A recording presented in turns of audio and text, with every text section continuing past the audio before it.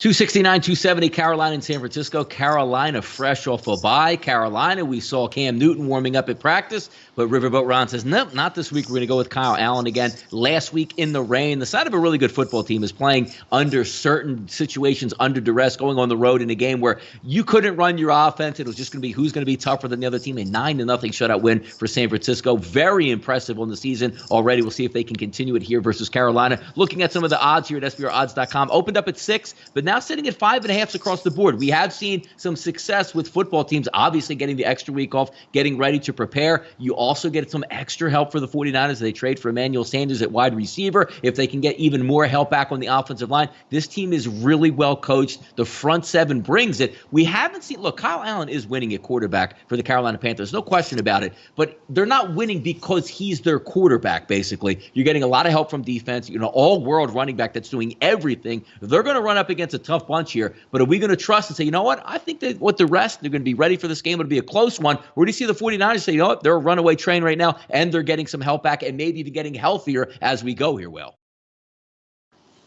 Yeah, I think you actually hit all sides of that and kind of pointed to why this is such a tough handicap.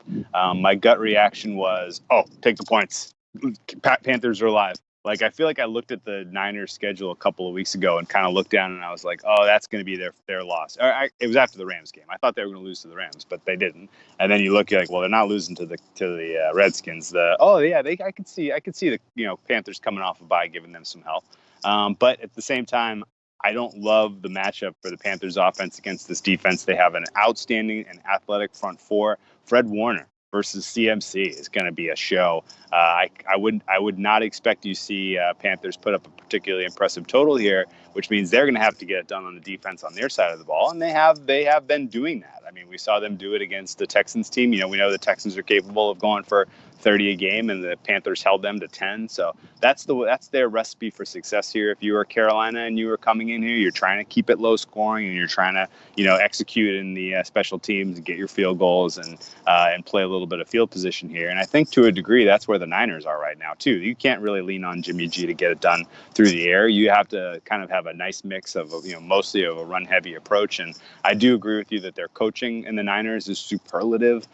Shanahan has really matured into an outstanding coach, and you'd love to see it. But this is going to be a tough test for them. I have a funny feeling this comes down to a field goal either way, so I don't mind taking the points, even though you can't get 6 anymore. You can only get 5.5.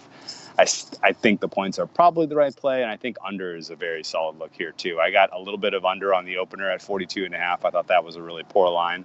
I know it's down in the 40.5 range. I still think under in that game is pretty live because I think defense dictates this one. It's going to feel a little short. It's going to feel a little bit compressed, and winning team probably has about 20 points.